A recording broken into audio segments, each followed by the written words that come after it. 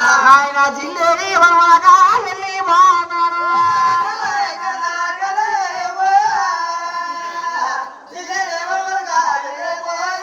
అలా జిల్లు వెళ్ళిపోయాడు.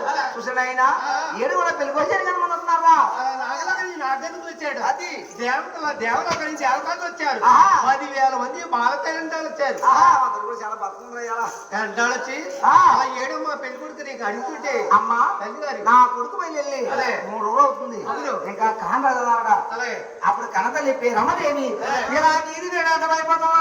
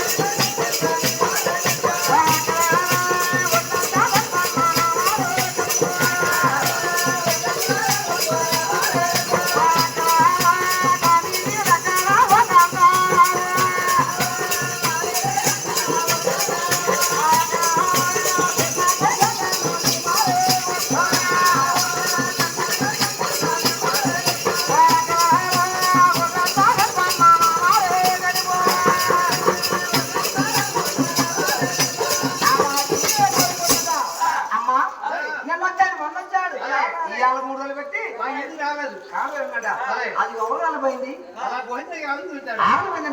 ఎండి పెట్టు పైన పెట్టు అలా బంగారు పెట్టాలి.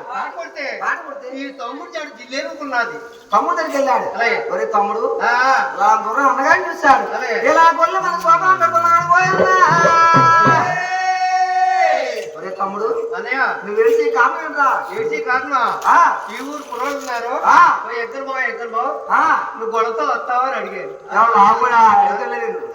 అవును వస్తానండి. అవును నాకు పని వల్ల ఏముంది? నీ పనా పోట పోట. అవునవును అంచే అప్పుడు మరి చెప్తే వస్తాను బాబా. అయితే రామాయణని పళ్ళు ఇప్పారు. ఆమె కూడా నేను వెళ్తే ఏటుకొట్టి దొక్కలేదు. దొక్కలేదు. అవును ఆ ఏటుకొట్టికి ఆచి అవును ఈ జిల్లి చెట్టు ఉన్నాయి కదా, ఆ జిల్లి చెట్టు పాలు ఇచ్చారు. అవును కొమ్మలు ఇచ్చారు. ఆకులు ఇచ్చారు. రబ్బులు ఇచ్చారు. ఆ కారీపాలకు దోచులు కాశారు. దోసులు కాశారు. అలాగే అవునవును వాళ్ళు మక్కలకు రాసుకున్నారు. వాళ్ళు మక్కలు ఉన్నారు. నువ్వేం చేసావమ్మా? చల్లగుంటాయని పళ్ళుకెళ్తూ బలవాళ్ళు పళ్ళు కాసుకున్నారు.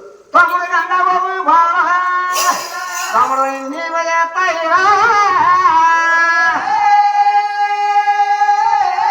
బాబు తల మీద నే తమ్ముడిని దూతడు.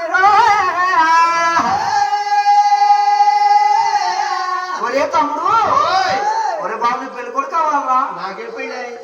నాకు పెళ్ళి వస్తే పళ్ళు పండు. ఈ కోళ్ళు ఎప్పుడు తగ్గిపోయి కదరా? తగ్గే కాదు. తెల్ల కాదు పొరలు కొట్టేసేయి. ఒరే పెళ్లి కూడా కావాలరా? నాకు టైం నాది. ఎక్కడికి వెళ్తావు? చెప్తా చెప్పా. అయ్యో వేడేడు సొందాలు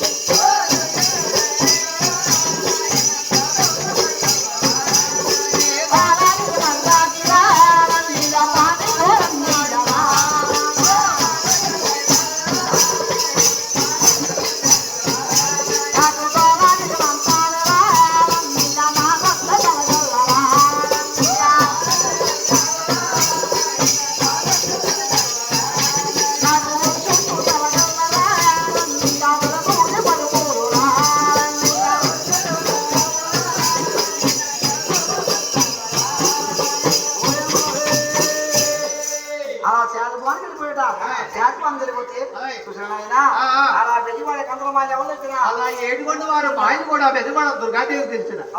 దుర్గమ్మాయిలు అలా ఏడుగొండ వారికి తెలుసని ఈ తల్లిగారు నా పేరు రమ్మదేవి కూడా పెద్దవాడ దుర్గాదేవిని ఇలా ఏడుకున్నది.